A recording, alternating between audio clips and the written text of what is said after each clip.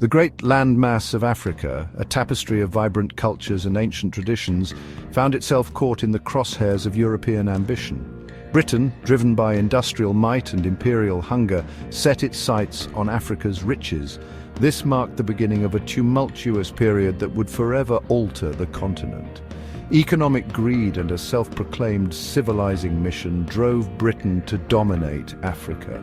The vast savannas and mineral-rich lands held the key to unprecedented wealth and power. Britain, with its superior naval power, emerged as a dominant force.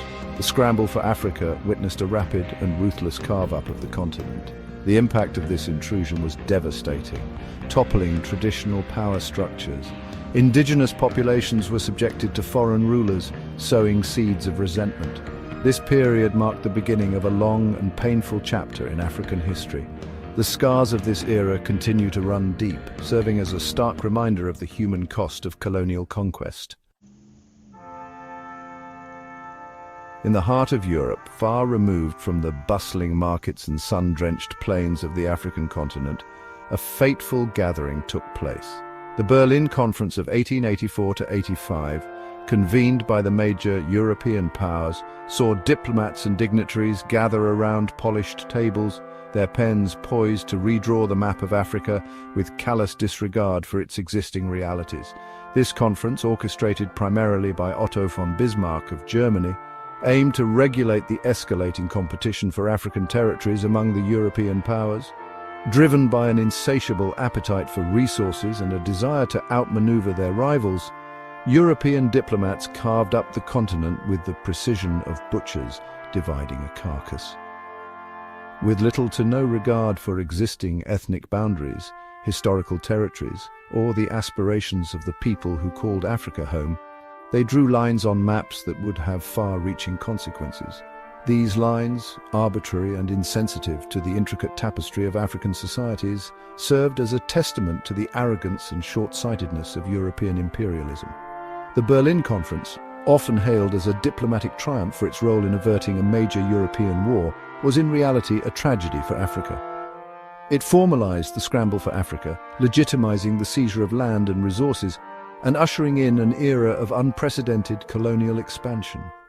This single event set in motion a chain of events that would have a profound and lasting impact on the African continent. The arbitrary borders established at Berlin cut across existing ethnic groups, lumping together disparate communities with often conflicting histories and aspirations. This disregard for existing social and political structures laid the foundation for future conflicts and instability, the ramifications of which continue to reverberate across the continent today. The Berlin Conference stands as a stark reminder of the dangers of imperial ambition and the enduring legacy of colonial decisions made in distant capitals. The British, masters of pragmatic ruthlessness, understood that maintaining control over such a vast and diverse continent required more than brute force.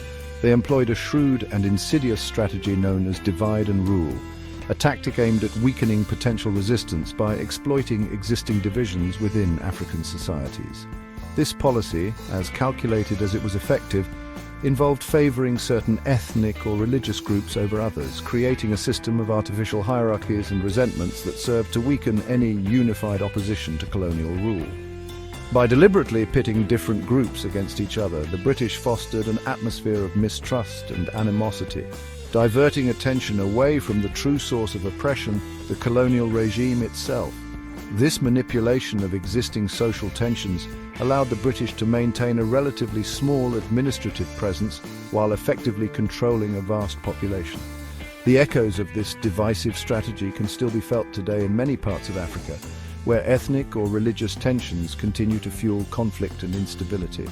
The British, acutely aware of the potential for unified resistance, were adept at identifying and exploiting existing fault lines within African societies. They would often elevate certain individuals or groups to positions of power, granting them privileges and access to resources in exchange for their loyalty. This strategy, while effective in the short term, had devastating long-term consequences, sowing the seeds of division and resentment that would continue to plague many African nations long after independence. The legacy of divide and rule is a bitter one, a testament to the cynical calculations of colonial powers and the enduring power of manipulation. It serves as a reminder of the importance of unity and understanding in overcoming the challenges of the past and building a more just and equitable future.